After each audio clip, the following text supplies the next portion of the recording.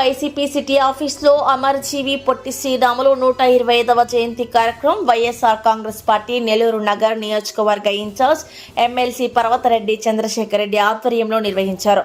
ఈ సందర్భంగా ఆర్య వైశ్య నాయకులతో కలిసి ఎమ్మెల్సీ చంద్రశేఖర్ రెడ్డి పొట్టి శ్రీరాములు చిత్రపటానికి పూలమాల వేసి నివాళులర్పించారు.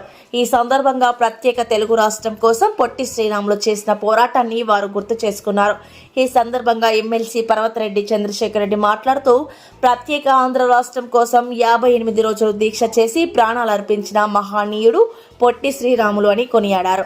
ఈ కార్యక్రమంలో వైసీపీ ఆర్య వైశ్య విభాగం జిల్లా అధ్యక్షులు మంచికంటి శ్రీనివాసులు, వైసీపీ యోజన విభాగం రాష్ట్ర అధికార ప్రతినిధి చీదెల్ల కిషన్, 8వ division corporator Kamakshidevi, Jamili Srinivasulu, 16 corporator Srikanth Reddy, Ashrith Reddy, 3, 4, 9, 16 division అధ్యక్షులు నారాయణ రెడ్డి, సందాని, ధనుజరెడ్డి, సగిలి జయరామిరెడ్డి, వైసీపీ నాయకులు ఉమా, కొండయ్య, వెంకటేశ్వర్లు, పెంచలయ్య, మీరా పాల్గొన్నారు.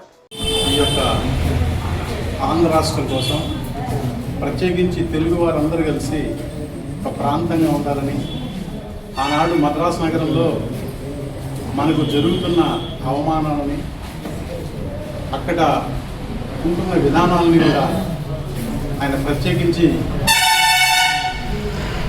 వాటి మీద పోరాటం సాగించాలని అనేకసార్లు మద్రాసు నగరంలో కానీ నెల్లూరు కానీ మన చుట్టుపక్కల ప్రాంతాల్లో అంతా కూడా ఏకం చేస్తూ ఆయన అనేక శిబిరాలు అంటే నిరసన శిబిరాలు చేస్తూ వచ్చారు.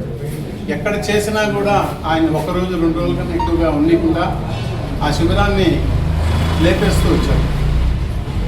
మరి ఈ నేపథ్యంలో ఈ యొక్క ఆలోచనతో దీనికి శాశ్వత పరిష్కారం ఆంధ్రులకి ఒక తెలుగు రాష్ట్రం కావాలన్న ఒక ఉద్దేశంతో ఆయన ఈ రాష్ట్రం కోసం అశ్వులు బాశారు.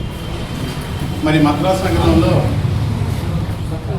పులుసు సాంబమూర్తి ఇంటిని ఒక వాడుకు తీసుకొని ఆయన సహచరులందరూ కలిపి ఆ ఇంట్లో